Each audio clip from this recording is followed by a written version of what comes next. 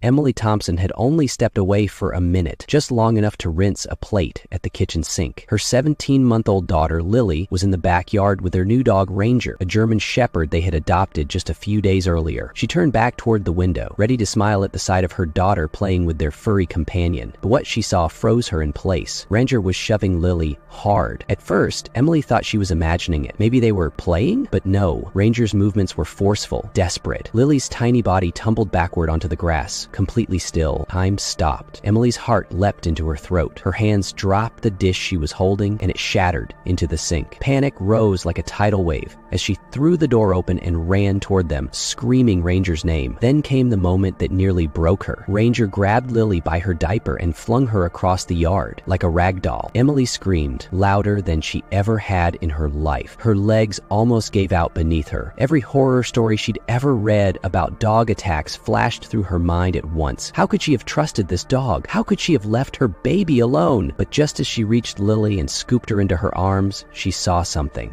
that changed everything. Ranger wasn't charging toward them, he was stumbling. And then he collapsed. Just a few weeks earlier, life in the Thompson household was quieter, comfortable, predictable. Emily Thompson was a dedicated elementary school teacher in Eugene, Oregon. Her husband, David, worked from home as a software engineer. Together, they were raising their bright, curious daughter, Lily. Life was good, but something was missing. Emily and David had been thinking about expanding their family. They had considered having another baby, but something about the timing didn't feel quite right. Instead, Emily suggested something different, something smaller, yet just as meaningful. What if we got a dog? She had asked David one evening. She wasn't thinking about a playful puppy from a breeder. Emily wanted to adopt. She wanted Lily to grow up with a companion who also needed love, maybe even healing. It'll teach her empathy, Emily said, and responsibility. David hesitated. The idea of bringing a rescue dog into a home with a toddler made him uneasy. He worried about behavioral issues, trauma, unpredictability. But Emily reassured him that they would be careful, thoughtful. They wouldn't adopt just any dog. They'd find the right one. After weeks of searching and visiting local shelters, they found him, a large German shepherd with kind eyes and a cautious demeanor. His name was Ranger. He had scars, both visible and not. He had been through more than most people ever would. But when he looked at Lily during their first visit, something in his expression changed. It was soft, almost protective. Emily felt it too. Something unspoken passed between them. Hope, perhaps, or trust. It didn't feel like a coincidence. It felt like fate. Ranger wasn't like the other dogs at the shelter. Most barked excitedly, wagging their tails, trying to catch attention. But Ranger sat still in the corner of his kennel, watching, calm, silent, and alert, like he was waiting for someone to prove themselves worthy of his trust. The shelter staff explained that Ranger had been surrendered by his previous owner, someone who had intended to train him as a guard dog, but had instead abused him harshly. He came in underweight, with signs of both physical and emotional trauma. The shelter wasn't sure if he'd ever fully recover. David raised his eyebrows. A German shepherd with that kind of background? Around Lily? Emily stayed quiet for a moment. Watching Ranger through the chain link, she noticed the way he didn't react to the chaos of barking dogs all around. The way he looked straight at her, tired but not aggressive, as if saying, "I'm not perfect, but I'm trying." The staff explained he had never shown signs of aggression, even during his recovery. He was wary, yes, but gentle in his silence. Emily knelt down outside his kennel, and Ranger took a few slow steps toward her. Their eyes met. He didn't lick her hand. He didn't wag his tail. He simply placed one paw against the gate, and somehow that was enough. "He just needs a second chance," Emily said softly. David still had doubts, but he trusted his wife's instincts. They had always served their family well, so they filled out the adoption papers and took Ranger home that afternoon. He didn't bark during the entire car ride. He simply lay in the back seat, resting his head on Lily's car seat. Still and quiet, not as a guard dog, but perhaps as a guardian. Bringing Ranger home was a quiet event. No barking, no tail chasing, no excitement, just a large German shepherd stepping cautiously through the front door of his new life. Emily had prepared everything: dog bed, food, toys, but Ranger didn't seem interested in any of it. He walked slowly around the house, sniffing the corners like he was memorizing every detail. He didn't whine or growl. He didn't wag his tail either. David kept a close eye on him, always watching his body language, especially when Lily was nearby. "We can't be too careful," he reminded Emily more than once. She agreed. In those first few days, they never left Ranger alone with Lily. If Lily toddled toward him,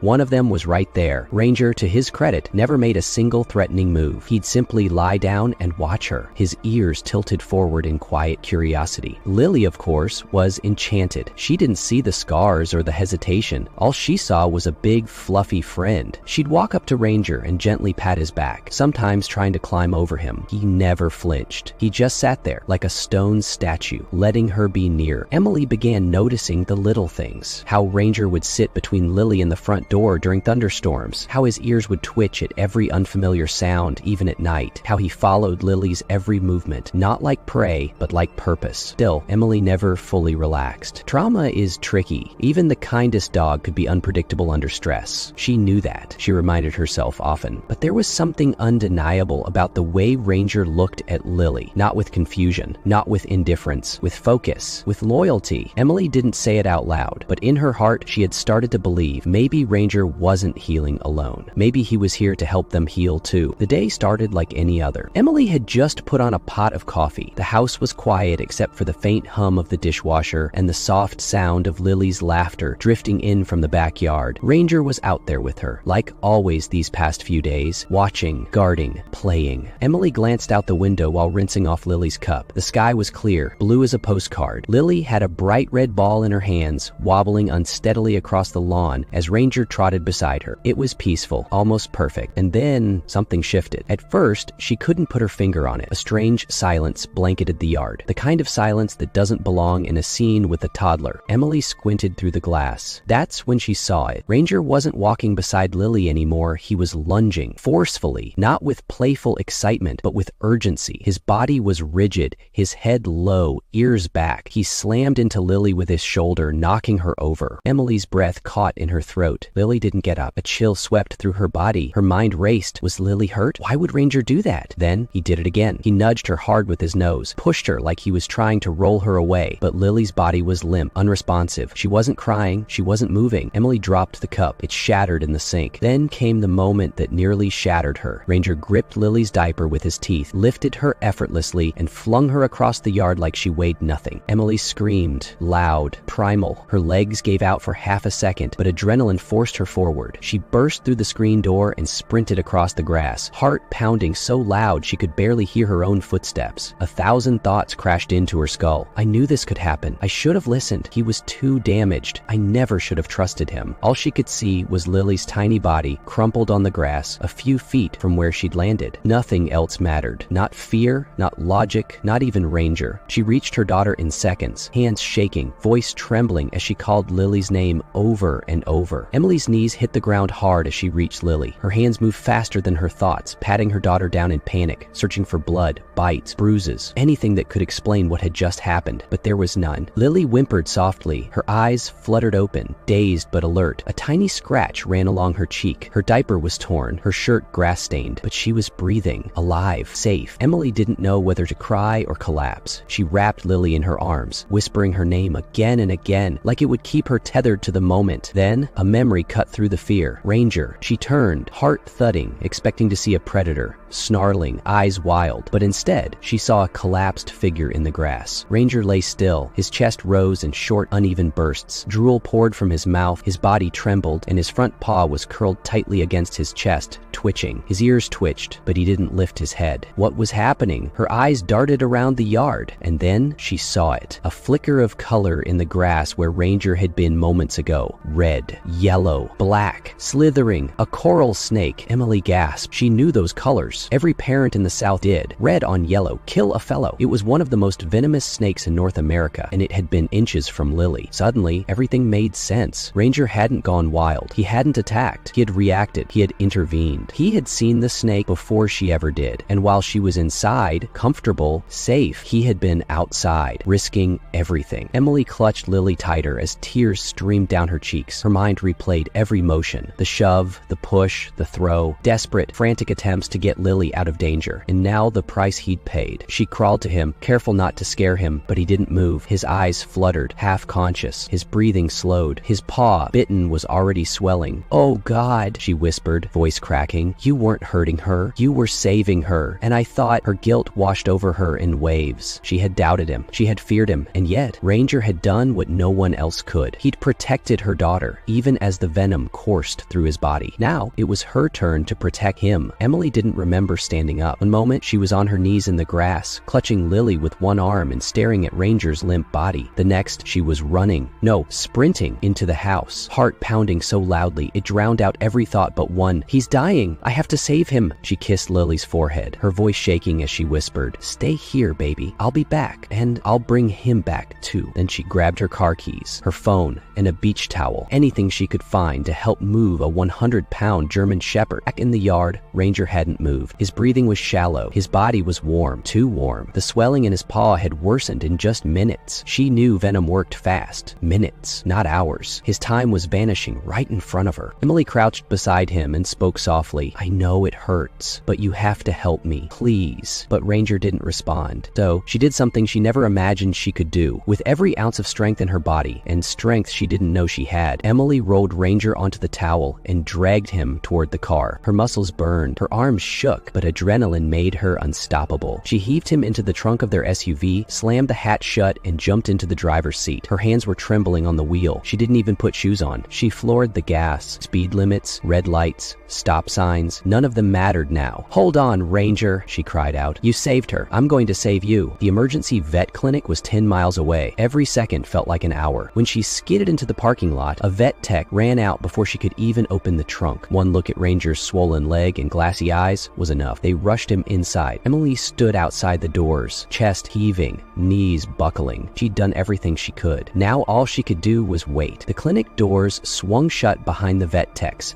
as they disappeared with Ranger on a rolling stretcher. Emily stood frozen in the parking lot, her hand still gripping the edge of the car door. Her chest was tight, her eyes burned. She hadn't realized she was holding her breath until she exhaled, shaky and uneven. Inside, the receptionist spoke softly, offered her a seat, even a glass of water. But Emily couldn't sit, not yet. Her legs wouldn't stop pacing. Her hands wouldn't stop trembling. She kept hearing Lily's laughter in her mind, followed by the silence, followed by Ranger's collapse. Time felt meaningless.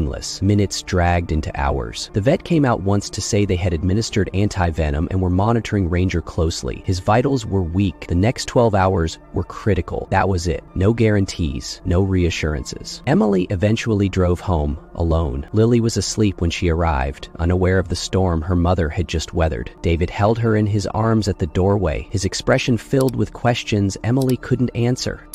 She collapsed into his embrace, letting the tears finally fall. They sat in silence for most of the night. Emily didn't speak much. She just stared at the ceiling, her phone clutched in her hand like a lifeline. Every vibration, every buzz, her heart jumped. But none of them were the call. At one point, she tiptoed into Lily's room. The nightlight cast soft shadows over her daughter's face. Peaceful, safe. All because of him. She sat on the floor beside the crib and whispered, "He didn't just protect you, Lily. He chose you. He gave everything without hesitation, and I almost didn't trust him." The guilt crept in again, sharp and relentless. She doubted Ranger, misjudged him, feared him, but he hadn't flinched, not when it mattered. As dawn broke through the curtains, Emily's phone finally rang. She held her breath as she answered, her voice barely audible. "Hello?" It was the vet, and this time the tone was different. "Emily," he made it. "Ranger's stable." Her knees gave out. A sob escaped her lips. Relief crashed into her like a wave. He made it. The hero lived. When Ranger came home that evening, the house felt different. He was weak, his steps shaky, and the bandage on his paw was thick and clumsy. But the moment he stepped through the door, Lily let out a squeal of joy and toddled straight toward him, arms wide. "Ray, Ray," she called out. Ranger lowered himself to the floor, allowing her to collapse gently into his side. He didn't have the strength to lift his head, but his tail thumped just once. That was enough. Emily stood silently by the doorway, watching them. The weight of the past 24 hours pressed heavily on her chest. Relief, guilt, gratitude, all tangled into something she she couldn't name. She knelt beside him, ran her fingers gently through his fur, and whispered, "I'm so sorry. I didn't see you for who you really were, but I see you now." That night, she sat with Ranger as he rested. Lily had fallen asleep on a blanket next to him, her tiny hand resting on his back. David took a photo of them, but no one said much. Words felt too small for a moment like this. In the days that followed, the story spread. Neighbors, friends, even local news picked it up. People called Ranger a hero, a miracle dog. Emily agreed, but not for the reasons they thought. To her, Ranger's heroism wasn't just about the snake or the bite. It was about trust. He had every reason not to trust people. He had been hurt, abandoned, mistreated. And yet, when the moment came, he didn't hesitate to protect one of them. He chose love over fear. And that, Emily realized, was the real lesson. Sometimes, the ones we fear the most are the ones most willing to protect us. And sometimes, healing comes not from fixing others, but from being willing to open our hearts again. As Ranger slept peacefully beside her daughter, Emily whispered one last thing. "You didn't just save her life, you changed mine."